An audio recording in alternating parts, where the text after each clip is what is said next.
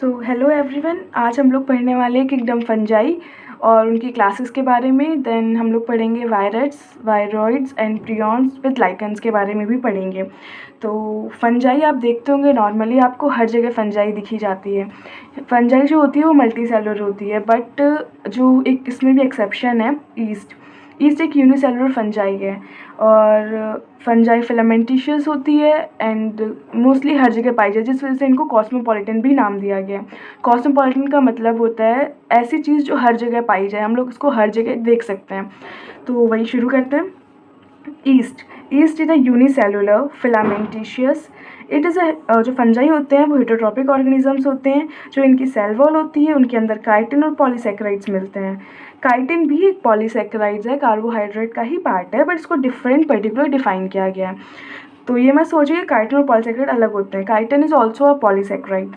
और wheat rust कराने वाली पक्सीनिया, जो पक्सीनिया हमारा फंजाई है, ये वीट रस्ट कराती है। और कई एंटीबायोटिक्स में भी हमें यूज़ करते हैं, जैसे कि पेनिसिलियम, जो कि अलेक्जेंडर फ्लेमिंग ने डिस्कवर की थी, तो एज अ एंटीबायोटिक भी यूज़ की जाती है। जैसे मैंने आपको बताया कि फंजाई फिलामेंटिशियस होती है, तो इनकी पर्टिकुलर एक फिलामेंट को हम लोग हाइफी बोलते हैं। और अगर यही हाइफी एक साथ इकट्ठी होकर ग्रुप बना लेती हैं तो इनके ग्रुप को माइसीलियम बोला जाता है। अगर हम लोग किसी चीज़ को बोलते हैं कि वो मल्टी न्यूक्लिएटेड है, तो वो भी दो चीज़ में डिवाइड किया गया है कि मल्टी न्यूक्लिएटेड किस बेसिस पे है। तो एक होता है सिनोसिटिक, एक होता है सिंशियम। सिंशियम को ज़्यादा हम लोग नहीं पढ़ेंगे, हमारे मतलब सब्जेक्ट में सिर्फ सिनोसिटिक है, तो हम लोग ही पढ़ते हैं। एसेप्टेड, पहले तो बस सेप्टा का मतलब ही होता है कोई दीवार। तो आप देख सकते हैं कि हमने एक ये मतलब ये हाइफी को ही हमने इसको जूम करके देखा है, तो ये हाइफी है एक, इसके अंदर कोई सेप्टर नहीं है, कोई दीवार नहीं है। तो ये एसेप्टेड सिनोसिटिक मल्टी न्यूक्लिएटेड हो गई, क्योंकि पर्टिकुलर कोई दीवार नहीं है, तो इसमें ऐसे से सारे न्यूक्लियस एक ही साथ हैं, तो इसको मल्टी न्यूक्लिएटेड बोल दिया गया। अब दूसरी तरफ देखेंगे तो ये सेप्टेट है, इसके अंदर आपको दीवार दिख रही होगी, तो इसको हम लोग सेप्टेट बोलते हैं। नेक्स्ट हम लोग पढ़ेंगे देखो सेम चीज़ लिखिए, कॉस्मोपॉलिटन इन नेचर। कॉस्मोपॉलिटन का मतलब ही होता है जो हर जगह मिलती हैं। ये एज अ सेप्रोफाइट्स भी मिलती हैं, ऑर्गेनिक मैटर को ऑर्गेनिक मैटर के रूप में लेती हैं, वो भी डेड ऑर्गेनिजम्स में। डेड ऑर्गेनिज्म से ऑर्गेनिक मैटर लेती है, इनऑर्गेनिक नहीं लेती है, याद रखिएगा। ये एज अ पैरासाइट्स भी मिलती हैं। और सिम्बायोटिक नेचर होता है इनका। सिम्बायोटिक मतलब जो किसी के साथ रहें और उसको भी हेल्प हो और इनको भी हेल्प हो। तो अगर फंजाई एल्गी के साथ रह रही है तो ये रिलेशन बनाती है, लाइक जिसको बोलते हैं लाइकन, ठीक है। और फंजाई की स्टडी को हम लोग बोलते हैं माइकोलॉजी। तो mycology is a study of fungi, तो उसी के थ्रू माइकोबाइंट इज अ फंजाई और फाइकोबायोंट इज अ एल्गी, ठीक है। तो इनका जो रिलेशनशिप होगा वो लाइकन कहलाएगा। देन ये फंजाई जो है वो रूट्स ऑफ हायर प्लांट्स में भी पाई जाती है। और जो अगर कोई फंजाई हायर प्लांट्स के रूट में मिलती है तो उसके रिलेशन को हम लोग माइकोराइजा बोलते हैं। तो अब हम लोग आगे पढ़ेंगे कि फंजाई के अंदर रिप्रोडक्शन कैसे होता है। रिप्रोडक्शन 3 टाइप से होता है, आप सब जानते हैं, वेजिटेटिव, एसेक्सुअल और सेक्सुअल रिप्रोडक्शन। तो वेजिटेटिव में भी किसके थ्रू होता है, तो इनके अंदर होता है fragmentation, fission and then budding, okay. और देन एसेक्सुअल रिप्रोडक्शन के अंदर 3 टाइप से होता है, जूस्पोर्स, कॉनेडिया और स्पोरेंजियोस्पोर। देन सेक्सुअल रिप्रोडक्शन की बात आती है तो इनके अंदर सेक्सुअल रिप्रोडक्शन होता है एस्कोस्पोर, ऊस्पोर्स एंड बेसिडियोस्पोर्स। अब हम लोग सेक्सुअल रिप्रोडक्शन को और भी ज़्यादा देखते हैं कैसे होता है। तो उनके अंदर सेक्सुअल रिप्रोडक्शन 3 टाइप से होता है, प्लाज्मोगैमी, कैरियोगैमी और मियोसिस। तो कोई चीज़ आपके लिए है कि नहीं है, उस अकॉर्डिंग हम लोग उससे बात करने को आपकी वाइब्स मैच करता है कि नहीं करता है। वैसे ही अगर ये 2 हाइफी एक साथ हैं तो ये देखती हैं कि हाँ ये एक दूसरे से मैच करती हैं, देन वो एक साथ आती हैं, अपने न्यूक्लियस कंबाइन करती हैं, जो कि 2n बनाता है, डिप्लॉइड नेचर बनाता है। देन ये डिवाइड करने के बाद मियोसिस इनके अंदर होता है, फ्रूटिंग बॉडी बनाते हैं, एंड देन स्पोर फॉर्मेशन होता है मियोसिस थ्रू। कि मियोसिस में सिर्फ 4 स्पोर बनते हैं, तो ये 4 स्पोर बनाते हैं, देन ये स्पोर जाके करते हैं, तो वही प्लाज्मोगैमी, डिवाइड होगा कैरियोगैमी और फिर मियोसिस होगा इसके अंदर। और इसी के अंदर हमारे पास 2 क्लासेस ऐसी होती हैं फंजाई की जिनके अंदर हाँ मतलब तीनों सेम होता है, प्लाज्मोगैमी, कैरियोगैमी और मियोसिस, बट इन दोनों के बीच में, प्लाज्मोगैमी और कैरियोगैमी के बीच में एक फेज़ आ जाती है जिसको हम लोग बोलते हैं डाइकैरियन फेज़। इसके अंदर जो न्यूक्लियस है वो तुरंत डिवाइड होके डिवाइड मल्टीप्लाई नहीं होते हैं, इनके अंदर एक स्पेस आता है, गैप लिया जाता है जिसमें n+n, मतलब ना ही ये कम्प्लीटली फ्यूज़ होते हैं एक दूसरे के अंदर, बस कहने को हो जाते हैं। तो एक डाइकैरियन फेज़ आता है, और वो भी किसके अंदर आता है, इसकी जो फंजाई क्लासेस है वो 4 पार्ट में डिवाइड की गई हैं, फाइकोमाइसिटीज़, एस्कोमाइसिटीज़, बेसिडोमाइसिटीज़ और ड्यूट्रोमाइसिटीज़। तो आप याद करिएगा, फाइकोमाइसिटीज़ और एस्कोमाइसिटीज़, बेसिडोमाइसिटीज़ और ड्यूट्रोमाइसिटीज़। जो डाइकैरियन फेज़ है वो सिर्फ एस्कोमाइसिटीज़ और बेसिडोमाइसिटीज़ में ही आता है, फाइकोमाइसिटीज़ और ड्यूट्रोमाइसिटीज़ में नहीं आता है। ये क्वेश्चन बहुत बार पूछा गया, तो इस पर याद रखिएगा, सिर्फ एस्कोमाइसिटीज़ और बेसिडोमाइसिटीज़ में ही डाइकैरियन फेज़ आता है। इसके बाद हम सब कोई भी चीज़ डिवाइड की जाती है तो उस पर आपके पास क्वेश्चन होना चाहिए कि किस बेसिस पे की गई है।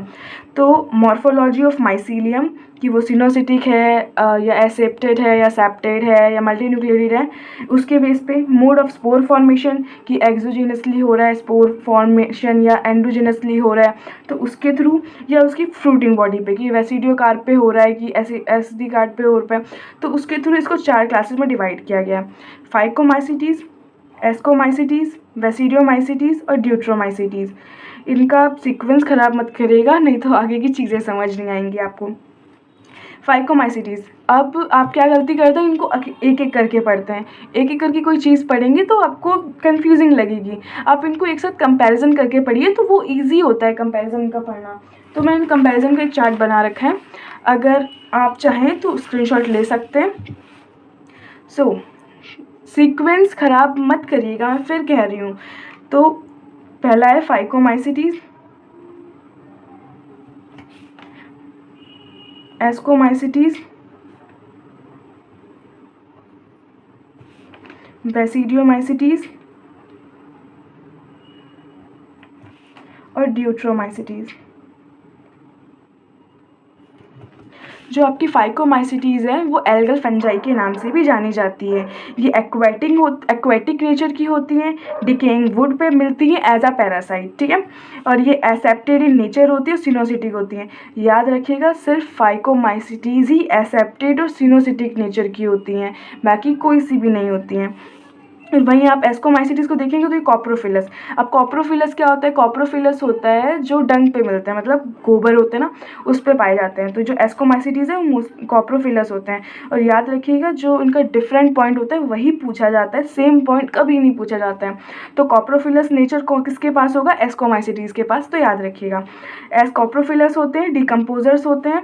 और जो बेसिडोमाइसिटीज़ होते हैं ये एज इन सॉइल मिलते हैं, ट्रीज़ के ऊपर मिलते हैं एज अ पैरासाइट। और ड्यूट्रोमाइसिटीज़ सैप्रोफिटिक नेचर होते हैं, पैरासिटिक होते हैं और डिकम्पोजर्स के रूप में मिलते हैं, ठीक है। उसके बाद सिर्फ फाइकोमाइसिटीज़ एसेप्टेड और सिनोसिटिक होता है, बाकी एस्कोमाइसिटीज़ सेप्टेड और ब्रांच्ड होता है। वैसे बेसिडियोमाइसिटीज़ भी सेप्टेड और ब्रांच्ड होता है, ड्यूट्रोमाइसिटीज़ भी सेप्टेड और ब्रांच्ड होता है। सिर्फ और सिर्फ फाइकोमाइसिटीज़ ही एसेप्टेड और सिनोसिटिक नेचर का होता है। अब इनके अंदर एसेक्सुअल रिप्रोडक्शन किसके थ्रू होता है, तो फाइकोमाइसिटीज़ के अंदर एसेक्सुअल रिप्रोडक्शन होता है जूस्पोर एप्लानोस्पोर के थ्रू, और जो इनके स्पोर होते हैं वो अंदर बनते हैं, एंडोस्पोर, ठीक है। और जो एस्कोमाइसिटीज़ होता है इनके अंदर बर्डिंग और कॉनिडिया के थ्रू होती है, और जो बर्डिंग और जिनकी कॉनिडिया है वो बाहर बनती है, इसलिए ये एक्सोस्पोर होते हैं। जो इनके स्पोर होते हैं वो बाहर बनते हैं बॉडी से, अंदर नहीं बनते हैं। और जो बेसिडियोमाइसिटीज़ हैं इनके अंदर एसेक्सुअल रिप्रोडक्शन के सेक्स ऑर्गन्स प्रेजेंट नहीं होते हैं, पर इनके अंदर वेजिटेटिव रिप्रोडक्शन होता है, वो भी फ्रेगमेंटेशन के थ्रू।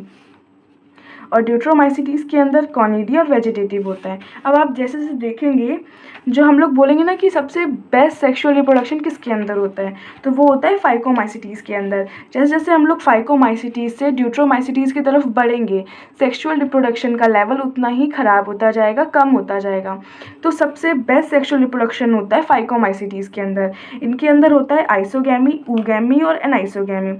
आइसोगैमी मतलब दोनों सेम गैमेट्स होंगे, ठीक है। और एस्कोमाइसिटीज़ के अंदर होता है एस्कोस्पोर्स। इसके अंदर अप्रॉक्स 4 से 8 स्पोर्स बनते हैं, वो भी बॉडी के अंदर बनते हैं, बॉडी के बाहर नहीं बनते हैं। सेक्सुअल रिप्रोडक्शन के अंदर बॉडी के अंदर बनते हैं एस्कोस्पोर के अंदर। और वहीं पे बेसिडियोस्पोर के अंदर सिर्फ 4 स्पोर बनते हैं, वो भी बॉडी के बाहर बनते हैं।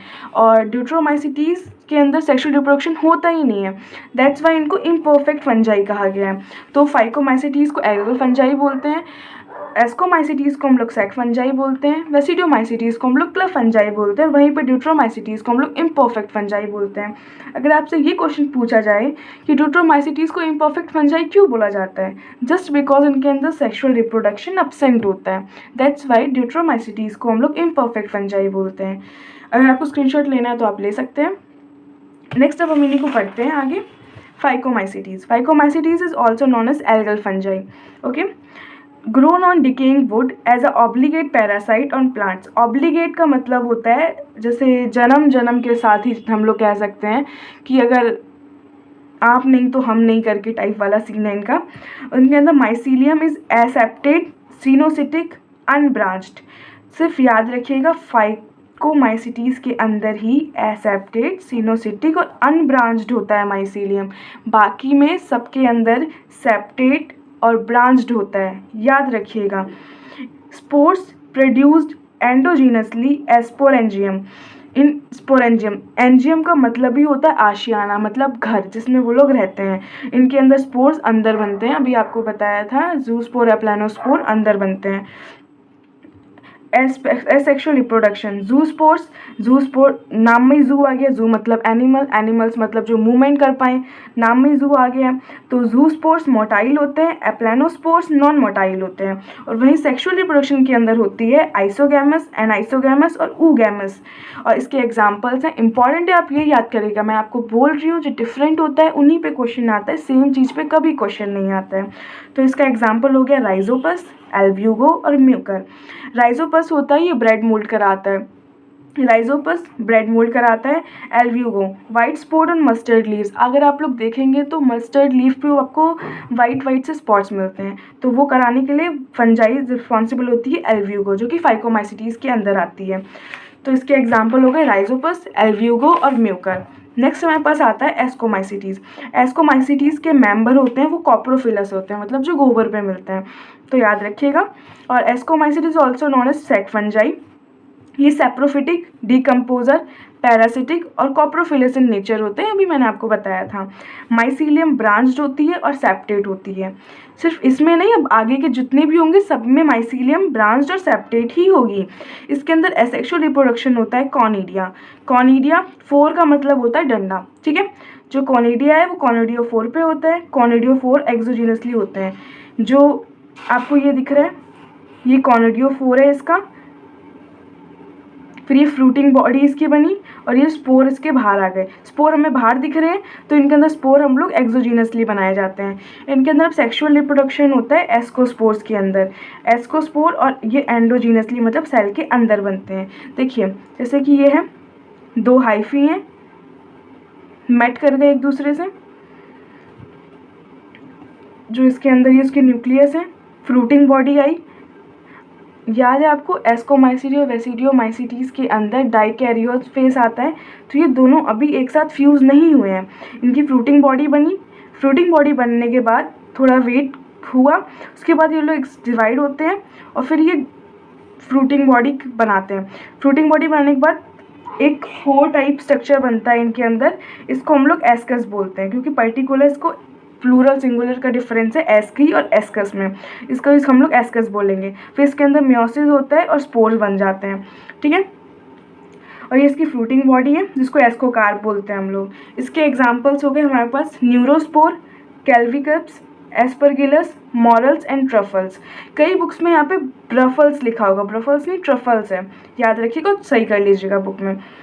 न्यूरोस्पोर, न्यूरो जो है ये वर्ड ही उस पर आ रहा है कि कुछ इम्पॉर्टेंट काम के ऊपर लिया गया है, क्योंकि न्यूरो हमारी बॉडी का न्यूरोलॉजी वगैरह जो होता है वो मेन पार्ट ही होता है।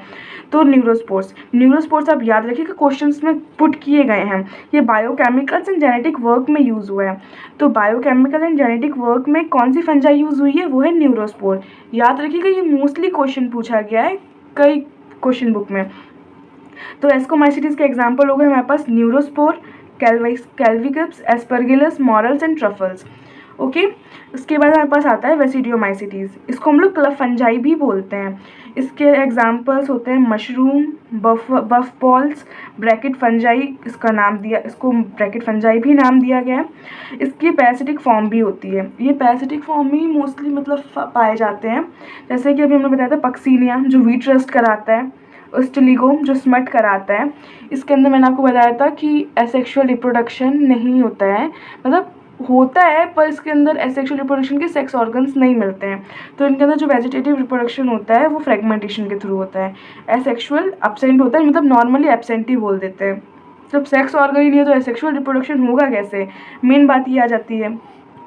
फिर जैसे हम लोग देख रहे हैं कि 2 हाइफी हैं, न्यूक्लियस हैं, अभी फ्यूज़ नहीं हुए हैं क्योंकि डाइकैरियो फेज चल रही है।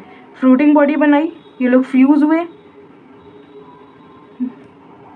बेसिडियम बना, फिर स्पोर फॉर्मेशन हो गई। एस्कोमाइसिटीज़ में 4 से 8 स्पोर बनते हैं, वेसिडियोमाइसिटीज़ में सिर्फ 4 स्पोर बनते हैं। Point to be noted. और जो इसके जो वेसिडियो स्पोर होंगे ये आपको दिख रहे होंगे कि बॉडी के बाहर बने हैं, और वहीं एस्कोमाइसिटीज़ में जो स्पोर थे वो बॉडी के अंदर बने थे। तो ये भी याद रखिएगा कि वेसिडियोमाइसिटीज़ में जो स्पोर होंगे वो एक्सोजीनसली बाहर बनेंगे, ठीक है। उसके बाद इसके एग्जाम्पल आते हैं पक्सीनिया, ओस्टिलाइगो और Agaricus. Agaricus is a mushroom, तो ये सिंपली आपको याद ही होगा, Agaricus is a mushroom. Puccinia rust कराता है, ओस्टिलाइगो स्मट कराता है, और Agaricus is a mushroom normal हमें याद होगा।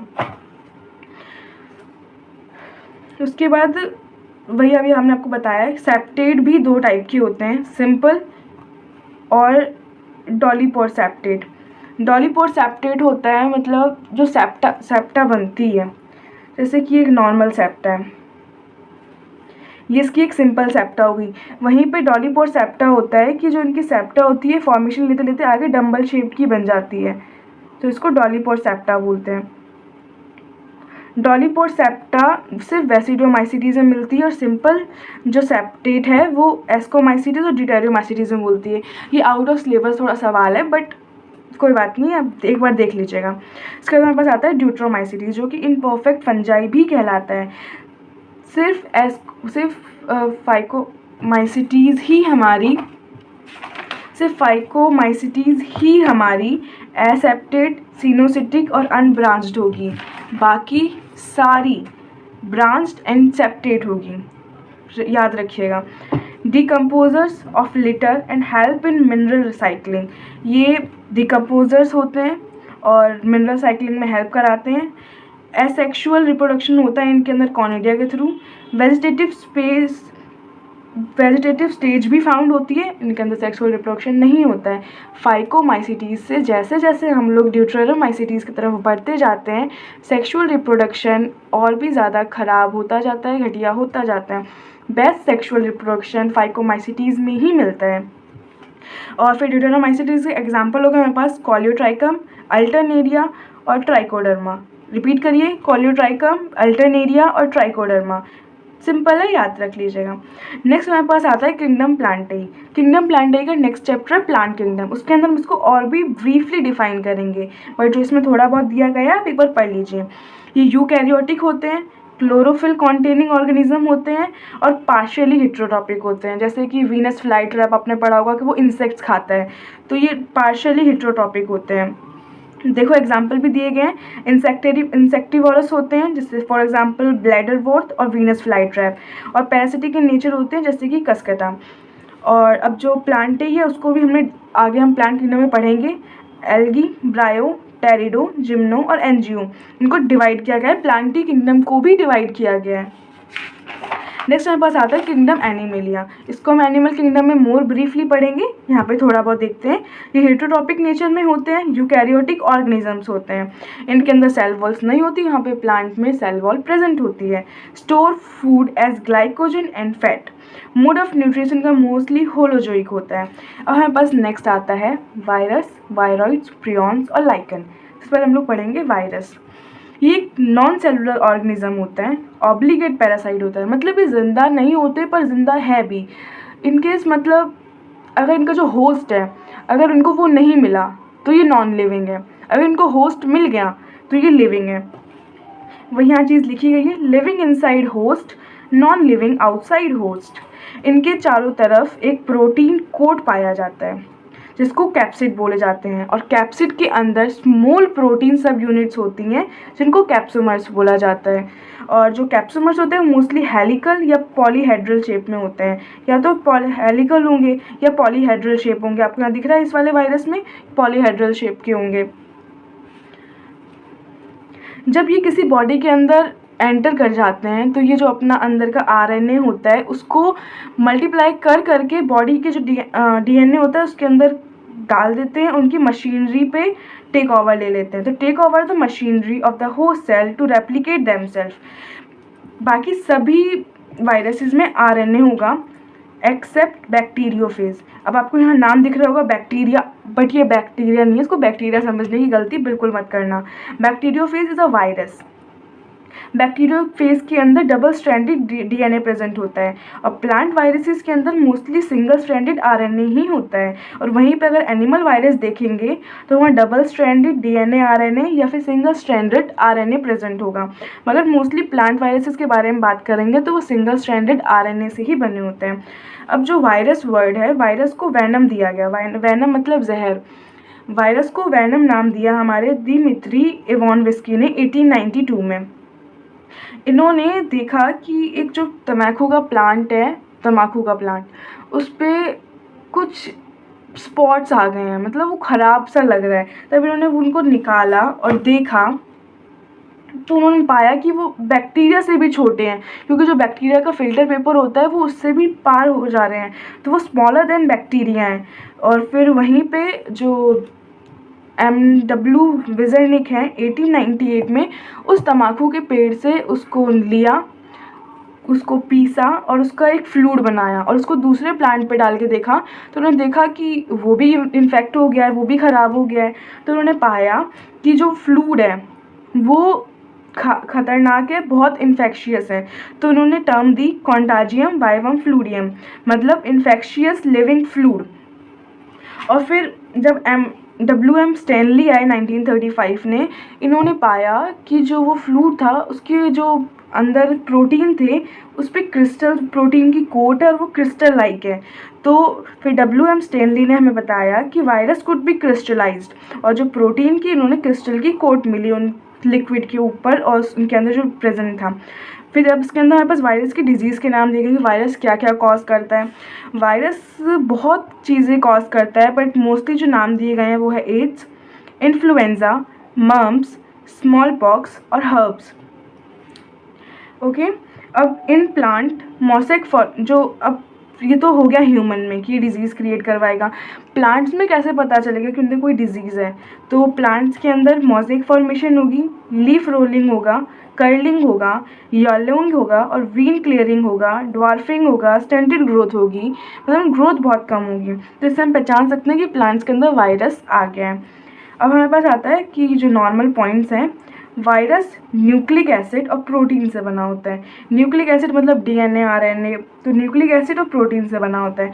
वहीं पे वायरॉइड्स में सिर्फ न्यूक्लिक एसिड होता है, कोई प्रोटीन प्रेजेंट नहीं होता है।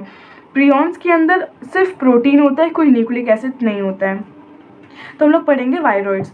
फिर 1971 में टियोडाइनर आते हैं। 1971 में टियोडाइनर आते हैं। इन्होंने देखा कि जो आलू का पेड़ है उसमें जो आलू है उसकी ग्रोथ अच्छे से नहीं हुई है और माल फॉर्मेशन है ट्यूबर की। तो स्टंटेड ग्रोथ और माल फॉर्मेशन देखी, तब इन्होंने उसको नाम दिया पोटैटो स्पिंडल ट्यूबर डिजीज़। टियोडाइनर ने 1971 में पोटैटो स्पिंडल ट्यूबर डिजीज़ दी, जो कि होती है वायरॉइड्स की वजह से। और जो वायरॉइड्स होते हैं उनका लो मॉलिकुलर वेट होता है एज़ कम्पेयर टू वायरस। इनके अंदर फ्री आरएनए प्रेजेंट होता है और स्मॉलर देन वायरस, ये वायरस से भी छोटे होते हैं। जो वायरस होते हैं वो बैक्टीरिया से छोटे होते हैं और जो वायरॉइड्स हैं ये वायरस से भी छोटे हैं। सो हम लोग कह सकते हैं सिंपली जो वायरस होता है उसके अंदर आइदर आरएनए और डीएनए दोनों चीज़ें कभी नहीं मिलेंगी, या तो आरएनए मिलेगा या फिर डीएनए मिलेगा। अब नेक्स्ट में पता है प्रियॉन्स। ये ज़्यादा कुछ नहीं, एबनॉर्मली फोल्डेड प्रोटीन होती हैं और कुछ नहीं।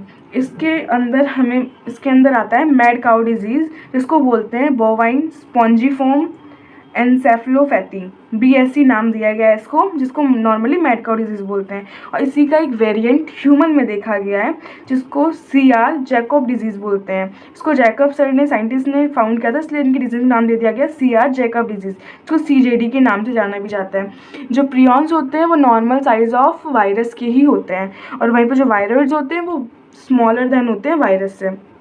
तो मेरे पास आता है लाइकन। ये भी हमने पढ़ा है कि जो एल्गी और फंजाई का सिम्बायोटन रिलेशनशिप होता है उसको ही हम लोग लाइकन बोलते हैं। और वहीं पे फंजाई की हम लोग स्टडी को माइकोलॉजी बोलते हैं, तो ये माइकोबायोंट होता है। और एल्गी की स्टडी को हम लोग फाइकोलॉजी बोलते हैं, तो ये फाइकोबायोंट होता है। ये ऑटोट्रॉपिक नेचर में होता है, और फंजाई होती है वो हिटोट्रॉपिक नेचर की होती है। ऑटोट्रॉपिक तो ये खाना बनाएगी और फंजाई को देगी, फंजाई शेल्टर प्रोवाइड करेगा, मिनरल एंड वाटर लेके एल्गी को देगा। तो मतलब ये आपस में रिलेशनशिप बना के एक दूसरे की हेल्प करते हैं।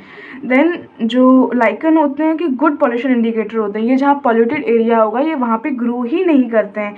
These are good pollution indicator, do not grow in polluted area. और ये सल्फ़र का मोस्टली हमें बताते हैं कि ये पॉल्यूटेड एरिया है और यहाँ पे सल्फ़र की क्वांटिटी ज़्यादा है। तो यहीं पे आपका चैप्टर ख़त्म होता है। नेक्स्ट हम लोग पढ़ने वाले हैं प्लांट किंगडम, और आपके चैप्टर्स जल्दी सारे ख़त्म हो जाएंगे, जल्दी सारी वीडियोस पढ़ जाएंगी। And next chapter plant kingdom हम लोग पढ़ेंगे। और सबसे पहले हम लोग पढ़ेंगे वही स्टार्टिंग में आर्टिफिशियल क्या था क्लासिफिकेशन और नेचुरल क्लासिफिकेशन क्या था, हम लोग उससे शुरू करेंगे। और 3 वीडियोज़ में प्लांट किंगडम भी ख़त्म हो जाएगा। So thank you and have a nice day.